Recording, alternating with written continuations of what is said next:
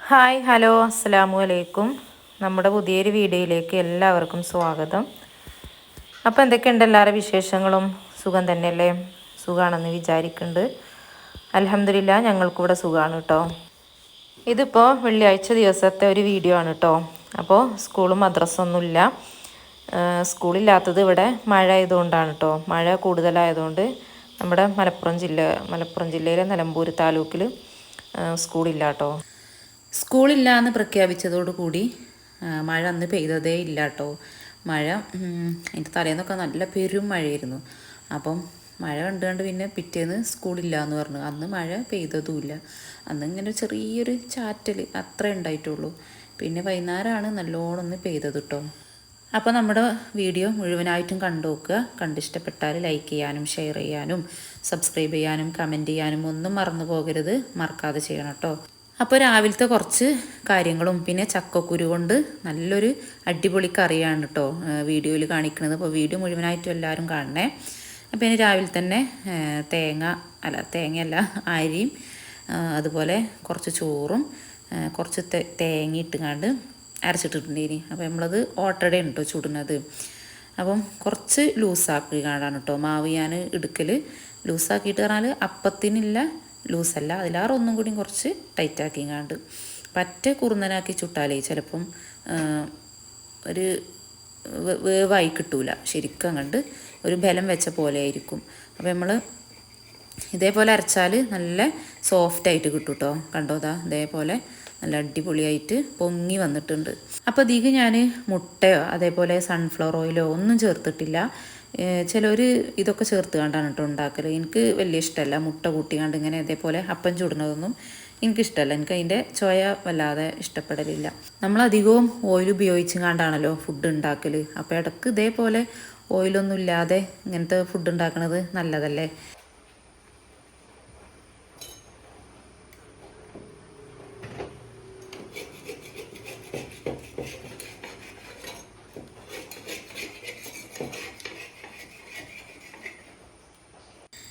തീ കുറഞ്ഞതിൽ കത്തിച്ചു കൊടുക്കണം കേട്ടോ, അല്ലെങ്കിൽ അത് പെട്ടെന്ന് അടി പിടിക്കും. ഉള്ളറ്റ വേവലും ഉണ്ടാവില്ല.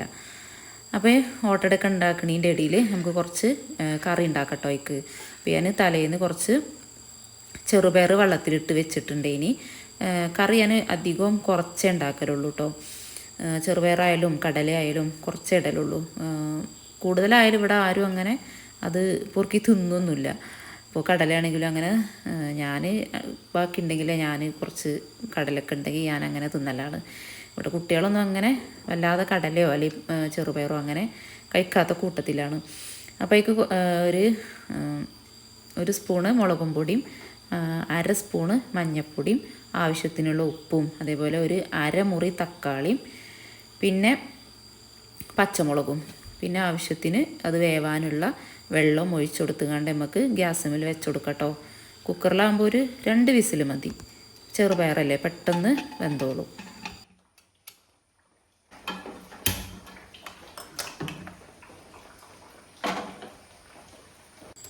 അപ്പം ഞാനത് 2 വിസിലടിച്ചപ്പോൾ ഞാൻ തീ ഓഫാക്കിയിട്ടുണ്ടേനി കേട്ടോ. ഇനി നമുക്കതൊന്ന് തൂമിച്ചെടുക്കാം. അപ്പോൾ ഒരു ചട്ടി അടുപ്പത്ത് വെച്ച് കൊടുക്കുന്നുണ്ട്. ചട്ടി ചൂടാകുമ്പോൾ കുറച്ച് വെളിച്ചെണ്ണ ഒഴിച്ച് കൊടുത്തിട്ട് ചെറിയുള്ളി ഇട്ട് കൊടുക്കുക കേട്ടോ. ചെറിയുള്ളി ഒന്ന് നല്ലോണം ഒന്ന് മൂപ്പിച്ചെടുത്തിട്ടേക്ക് കുറച്ച് കരിവേപ്പിൻ്റെ ഇല ഇട്ട് കൊടുക്കുന്നുണ്ട്. പിന്നെ ചിക്കൻ മസാലയും കുറച്ച് ഇട്ട് കൊടുത്തുകൊണ്ട് ഒന്നും കണ്ട് മൂപ്പിച്ചെടുക്കുക കേട്ടോ. കുറച്ച് ചെറിയ തീയിൽ, അല്ലെങ്കിൽ കരിഞ്ഞു പോകും. എന്നിട്ട് നമ്മൾ വെന്ത് വന്ന ചെറുപയർ ഇട്ട് കൊടുക്കുന്നുണ്ട്. ഈ ചിക്കൻ മസാല ഇട്ടാലേ നല്ലൊരു ടേസ്റ്റാണ് കേട്ടോ.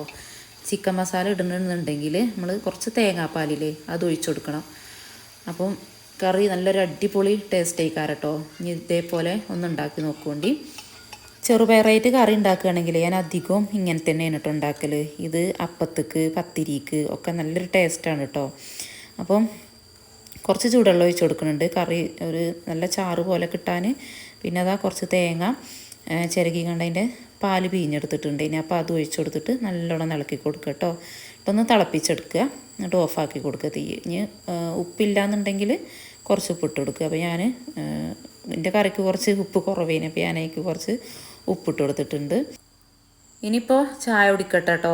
ഇതിൻ്റെ ഇടയിൽ കുറച്ച് പണികളൊക്കെ ഉണ്ടേനി, മുറ്റടിക്കലും പാത്രം കഴുകലൊക്കെ ഉണ്ടേനി. അപ്പോൾ അതൊക്കെ കഴിഞ്ഞ് വന്നിട്ടാണ് ഞാൻ ചായ കുടിക്കാനിരുന്നത്. സമയം 8:30 ആയിട്ടുണ്ടാവും. എന്തായാലും ആ ഒരു സമയമാകുമ്പോഴത്തേന് ഞാൻ ചായ കുടിക്കലുണ്ട്. 10 മണിയൊന്നും ആകാൻ നിൽക്കൂല കേട്ടോ, അതുവരെ നിൽക്കാനൊക്കെ കഴിയൂല. അപ്പോൾ ഇതിനൊക്കെ പള്ളൻ്റെ ഉള്ളിൽ ഒരു കാളലേക്കാരം.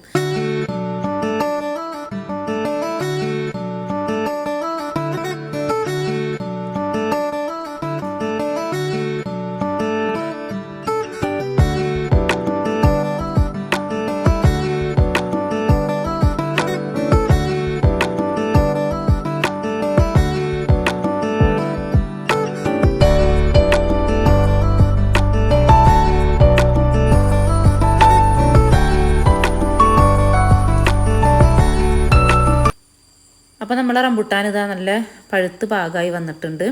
ചിലത് മാത്രമേ ഇങ്ങനെ ചുമന്ന കളറായി നിൽക്കണുള്ളൂ കേട്ടോ, ചിലതൊക്കെ ആയി വരുന്നേ ഉള്ളൂ. അപ്പോൾ കുറച്ച് നമ്മൾ കവറിട്ട് കൊടുത്തിട്ടുണ്ട്. കവറിട്ട് കൊടുത്താലേ നമുക്ക് കിട്ടുള്ളൂ. അപ്പോൾ നല്ല നല്ല കഴമ്പുള്ള സൈസാണ് കേട്ടോ നമ്മളെ റംബുട്ടാൻ. ചിലത് കടയിൽ നിന്ന് വാങ്ങിയാലൊന്നും ഇത്ര കഴമ്പ് കിട്ടലില്ല. നല്ല മധുരം ഉണ്ട് കേട്ടോ അതിന്. പിന്നെ ഇതിൻ്റെ ഉള്ളിലത്തെ ഈ പരിപ്പ് ഇതാ, അത് തിന്നാൻ നല്ല ടേസ്റ്റാണ്. നമ്മളെ ബദാം പരിപ്പില്ലേ, അത് തിന്നണ പോലെ ഒരു ഫീലാണ് കേട്ടോ അത്. ആദ്യം ആരും അങ്ങനെ തിന്ന് നോക്കിയിട്ടില്ല. പിന്നെ ഇങ്ങനെ ഒരു വട്ടം ഞാനൊന്ന് തിന്ന് നോക്കിയപ്പോൾ നല്ല ടേസ്റ്റ് ഉണ്ട് കേട്ടോ. ചുട്ട് തിന്നാനും നല്ല രസമാണ്. പിന്നെ അതൊക്കെ കുറച്ചൊക്കെ കിളി കൊത്തിയിട്ടതാണ്, നല്ല പാകമായി വന്നത് കിളി കൊത്തി നാശാക്കിയിട്ടതാണ് കേട്ടോ. ഇനിയിപ്പോൾ നമുക്ക് ചക്കക്കുരു കൊണ്ട് നല്ലൊരു കറി ഉണ്ടാക്കാം കേട്ടോ. നല്ലൊരു ഒഴിച്ച് കറിയാണ് ഉണ്ടാക്കുന്നത്. അപ്പോൾ ചോറൊക്കെ ഞാൻ രാവിലെ തന്നെ വെച്ചിട്ടുണ്ട്. ഇനി പിന്നെ അതുപോലെ ചക്കക്കുരു തൊലി കളഞ്ഞ് ചെറുതാക്കി അരിഞ്ഞെടുത്തിട്ടുണ്ട്, നുറുക്കിയെടുത്തിട്ടുണ്ട്. മൺചട്ടിയിലാണ് കേട്ടോ കറി ഉണ്ടാക്കുന്നത്. അപ്പം നല്ലോണം ഒന്ന് 2-3 പ്രാവശ്യം കഴുകിയിട്ട് ചട്ടിയിലിട്ട് കൊടുക്കുന്നുണ്ട്. ചിലർക്കേ ചക്കക്കുരു കഴിക്കുമ്പോഴേ ഗ്യാസിൻ്റെ പ്രശ്നം ഉണ്ടാവില്ലേ, അപ്പോൾ അതില്ലാതെക്കാനും വേണ്ടിയിട്ട് ഒരു 2-3 വെളുത്തുള്ളില്ലേ, അത് ചെറുതായിട്ടൊന്ന് കട്ട് ചെയ്ത് കൊടുക്കുന്നുണ്ട്. പിന്നെ ഒരു 3-4 പച്ചമുളകില്ലേ, അതും നീളത്തിൽ അരിഞ്ഞു കൊടുക്കുന്നുണ്ട്. 3 പച്ചമുളക്. ഈ ഒരു കറിക്കേ എരിവ് കൂടുതലായിട്ട് വേണ്ട കേട്ടോ. എരിവ് മുന്നിട്ട് നിൽക്കണൊരു ഇതുണ്ടാവുമല്ലോ, അത് വേണ്ട. അപ്പം തക്കാളി നമ്മൾ ഇപ്പം ചേർത്ത് കൊടുക്കണില്ല. ഇനി ഇതിക്ക് ഒരു 1/2 സ്പൂണ് മഞ്ഞൾപ്പൊടിയും അതേപോലെ 1 സ്പൂണ് മുളകും പൊടിയും പിന്നെ ആവശ്യത്തിനുള്ള ഉപ്പും വെള്ളവും ഒക്കെ ചേർത്ത് കണ്ടാണ് കേട്ടോ ഉണ്ടാക്കുന്നത്. തക്കാളി നമ്മളിത് പകുതി വെന്ത് വന്നിട്ടാണ് തക്കാളി ചേർത്ത് കൊടുക്കുക.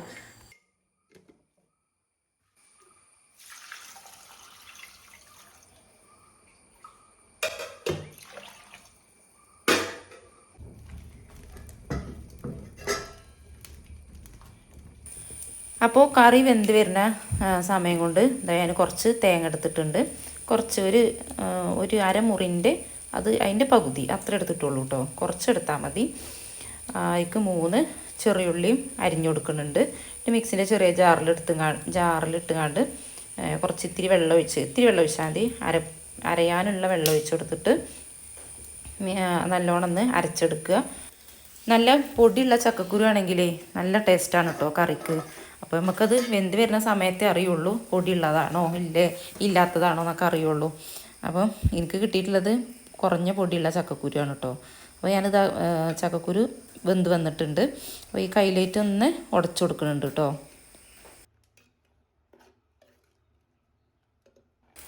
ഈ ഒരു സമയത്താണ് തക്കാളി ചേർത്ത് കൊടുക്കേണ്ടത്. ഞാനിവിടെ എടുത്തിട്ടുള്ളത് ഒരു വലിയ തക്കാളി മുഴുവനായിട്ടാണ് കേട്ടോ. ചെറുതാണെങ്കിൽ 2 എടുക്കണം. പുളി കുറച്ച് മുന്നിട്ട് നിൽക്കണം. അപ്പോൾ തക്കാളി നല്ലോണം വെന്തു അടയണ്ട. അതിൻ്റെ ആ തൊലിയില്ലേ, അതൊന്ന് വിട്ട് വരുന്ന വേവില്ലേ, അത്ര മതി. അത്ര വെന്താൽ മതി, കൂടുതലായിട്ട് വെന്തു അടയണ്ട.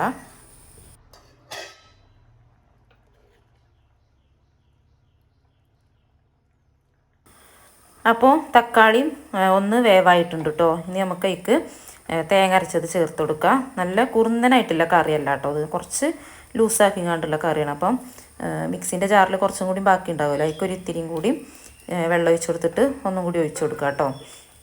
ഇനി നമുക്കത് താളിച്ചെടുക്കാം. കടുകും കരിവേപ്പും അതുപോലെ ഉണക്കമുളകും ഒക്കെ ഇട്ടുകൊണ്ട് നല്ലോണം എണ്ണയിലിട്ട് മൂപ്പിച്ചിട്ടാണ് താളിച്ചെടുക്കുന്നത്.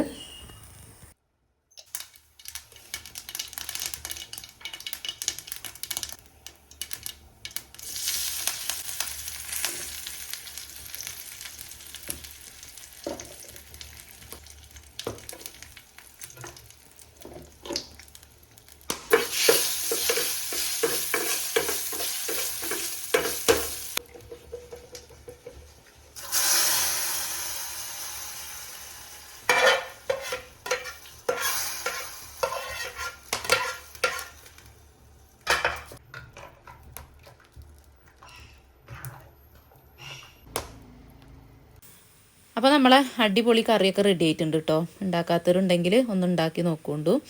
ഇനി നമുക്ക് ആ ചട്ടിയിൽ തന്നെ മീൻ പൊരിച്ചെടുക്കട്ടോ. ഉണക്കമീനാണ് കേട്ടോ ഞാൻ എടുത്തിട്ടുള്ളത്. ഉണക്കമീൻ നല്ല മുളകൊക്കെ ഇട്ട് മുളക് തേച്ചിട്ട് ആണ് കേട്ടോ പൊരിക്കണത്. അപ്പം ചക്കക്കുരു കറിക്ക് നല്ലൊരു കോമ്പിനേഷനാണ് ഉണക്കമീൻ. നമ്മളെ പച്ചമീനിലേറെ ടേസ്റ്റ് ഉണക്കമീനാണ്. ഉണക്കമീൻ ഞാൻ ഇടുന്ന സമയത്ത് തന്നെ ഒന്നിങ്ങനെ ഇളക്കി കൊടുക്കും കേട്ടോ. ആ ഇളക്കി കൊടുക്കുന്നത് എന്തിനാ വെച്ചാൽ നമ്മൾ മറിച്ചിടൂലേ, ഒരു വശം വെന്നിട്ട് മറിച്ചിടുമ്പം ഒട്ടിപ്പിടിക്കാതിരിക്കാനാണ് ചട്ടിയിൽ. അങ്ങനെ ഇളക്കി കൊടുത്താൽ ചട്ടിയിൽ ഒട്ടിപ്പിടിക്കൂല. പിന്നെ പച്ചമീൻ ഇപ്പം വല്ലാതെ വാങ്ങലില്ല. അത് വാങ്ങിയാലും തന്നെ നമ്മളെ നന്നാക്കുന്ന സമയത്ത് ഒരു ജാതി സ്മെല്ല് വരികയാണ്.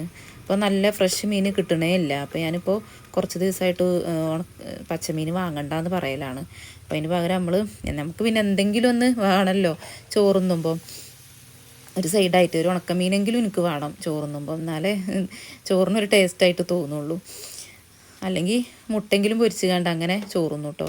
പിന്നെ അതിൻ്റെ ഇടയിൽ ഞാൻ കുറച്ച് പയറായിട്ട് മെഴുക്ക് പുരട്ടി ഉണ്ടാക്കിയിട്ടുണ്ടേനി. അപ്പോൾ അതും ഒക്കെ കൂട്ടിയാണ്ട് നമുക്കിനി ചോറുണ്ട്. അപ്പോൾ കുളിയൊക്കെ കഴിഞ്ഞിട്ടുണ്ട്. വീട്ടിൽ നിന്നല്ല പുഴയൊക്കെ പോയി നോക്കി. അപ്പം കുറച്ച് വെള്ളം കുറഞ്ഞിട്ടുണ്ട് ഇനി. അപ്പോൾ അവിടുന്ന് കുളിച്ചുങ്ങാണ്ടാണ് കേട്ടോ പോകുന്നത്. മഴ അപ്പോൾ കുറച്ച് കുറഞ്ഞില്ലേ എന്ന്. അപ്പം കുളിച്ചുങ്ങാണ്ട് നിസ്കാരവും ഒക്കെ കഴിഞ്ഞിട്ട് ഇനി ചോറിനട്ടെ. അപ്പോൾ നമ്മളെ ചക്കക്കുരു കറിയും മെഴുക്ക് പുരട്ടിയും അതുപോലെ ഉണക്കമീൻ പൊരിച്ചതും ഒക്കെ കൂട്ടിയാണ്ട് നല്ല ഒന്ന് ചോറുന്ന.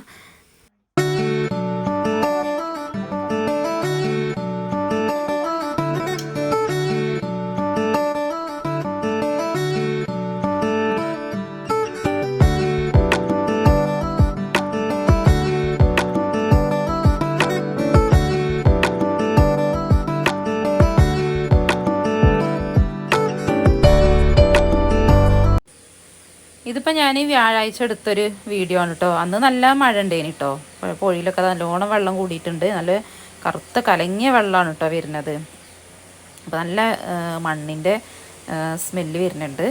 പുഴയത്തെ വെള്ളം ഇങ്ങനെ കലങ്ങി വരുമ്പോഴേ ഒരു ജാതി ഒരു മണ്ണിൻ്റെ സ്മെല്ലാണ്. അപ്പോൾ നമ്മൾ പറമ്പുക്ക് വന്നതാണ് കേട്ടോ. വാഴക്കൊല വെട്ടാൻ ഒരു ഉച്ച സമയത്താണ് വന്നത്.